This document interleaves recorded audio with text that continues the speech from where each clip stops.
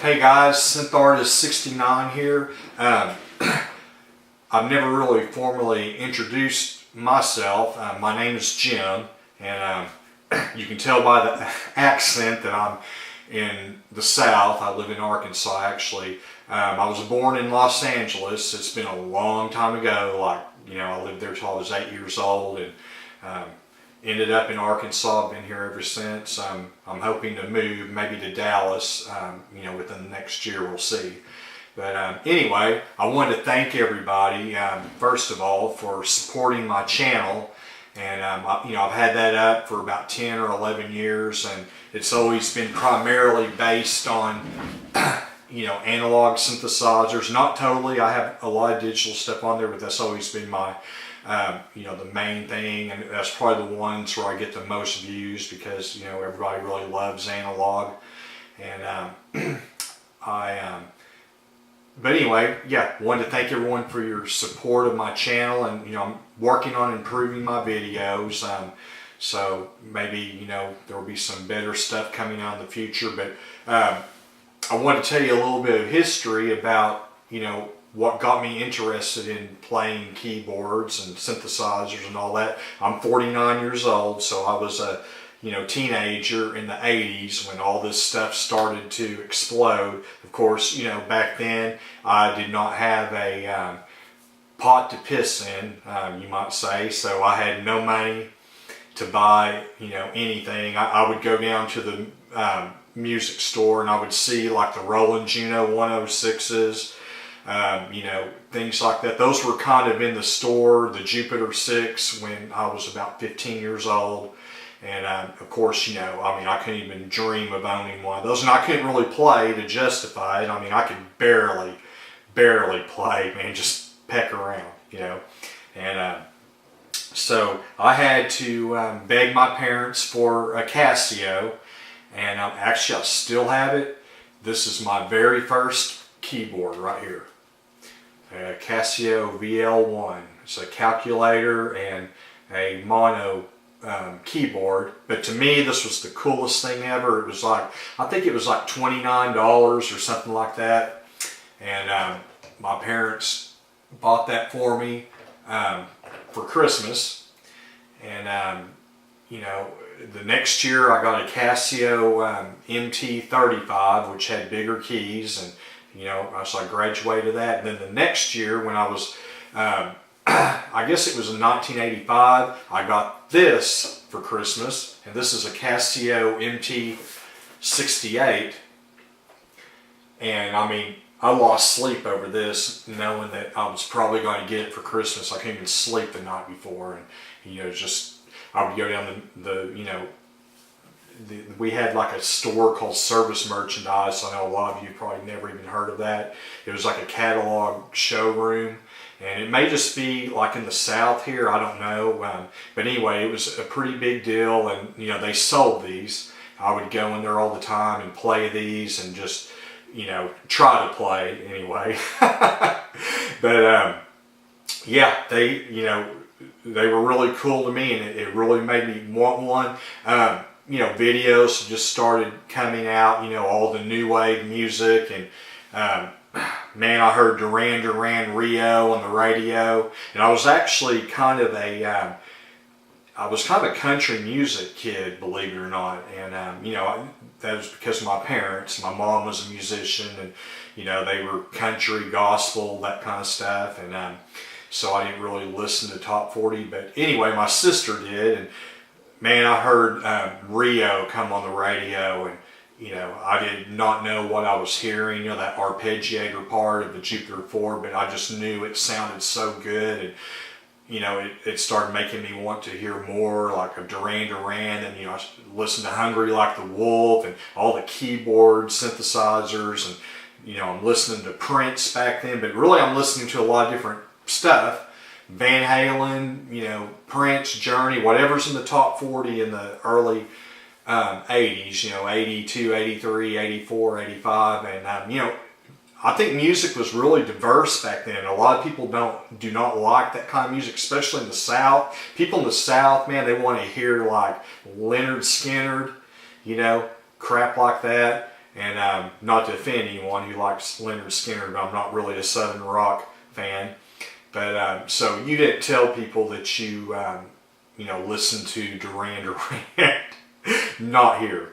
And so it was those were good times for music for me. Man, none of the bands sounded alike hardly at all. I mean, you had in the top 40 at one time, you would have Michael Jackson, who sounded nothing like Hall & Oates, who sounded nothing like Culture Club, who sounded nothing like Men at Work, who sounded nothing like Van Halen, or nothing like Aerosmith.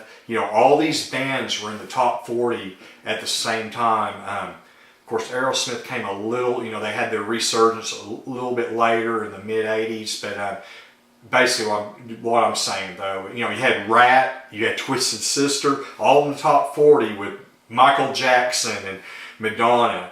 So, I mean, there was a really, when you listen to the radio now, the top 40, man, there's like a few groups of artists and they all sound the same. And it's been that way for a long time. You've got the, for a long time you had your Nickelbacks, your Creeds, you had all these bands, your Maroon 5s. There's like a group and they all sound like each other. And, it's just, I don't even listen to the radio anymore, man. I mean, I really don't.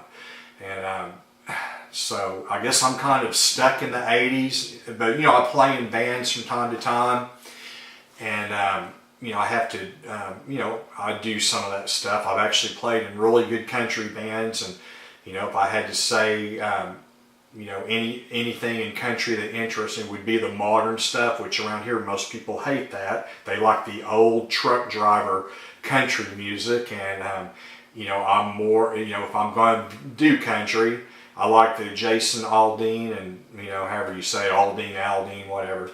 I like that kind of more of the rock edge and country. And, if you're in a really good band that can play that stuff with great vocals, it can be a lot of fun.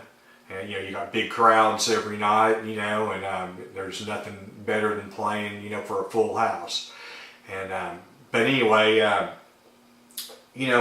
grew up playing the, into this 80s stuff. I, started playing in bands in high school. We never could keep a drummer, so I ended up buying a drum set and learning how to play drums on my own. And I'd be, pop back and forth between drums and keyboards and, did that. And, just to sum it all up, after high school, played in a lot of, different bands.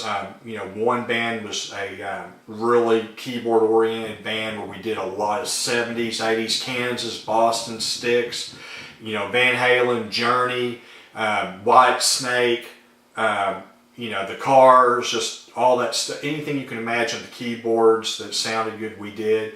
And we had a really good band. We opened, and I was involved with a lot of acts like, back in the 90s, Night Ranger, ELO, Warrant, April Wine, Loverboy, Head East, played on stage, with Head East I played on stage with on Never Been Any Reason, which was really cool. And I ran sound for a lot of these bands that would come in. Got to meet them, hang out with them. Our band's open for them, or our band, we had one band, in particular, was on that level. Nazareth, remember Hair of the Dog. But anyway, so that was the, back in the 90s, long hair, staying out till 5 a.m., partying every weekend, binge drinking every weekend, just, living the life as a local celebrity, hoping for something bigger. But, reality is, there's a million other musicians, that are just as good or better than me that they're not doing it either. So, anyway. But, it was fun. And, nowadays, man, I watch the History Channel and the Weather Channel, and I'm in bed at, 9, 10 o'clock at night. I mean, I still play gigs every once in a while, but man, it's far and few between my choice. I'm just, I guess I'm happy making YouTube videos. I don't know. It just it doesn't appeal to me like it used to. Every once in a while, I get that itch. I got to get out and play, but it's resolved, fairly quickly, and I'm good for another 3 or 4 months. But anyway, yeah, I just wanted to kind of introduce myself, and I've made some friends on here, over the years, and appreciate you guys. Love all of you, and love all your your comments. And a lot of times we see things different as far as our opinions on synthesizers, but it's all good. Everybody has their own opinions, but I respect everyone's, and I'm just grateful to be able to post these videos and get feedback and share with you guys, and I enjoy watching yours as well, and I plan on keeping the videos coming. So again, thank you for supporting my channel and hitting that like button and sharing it with everyone, and happy keyboarding, everyone.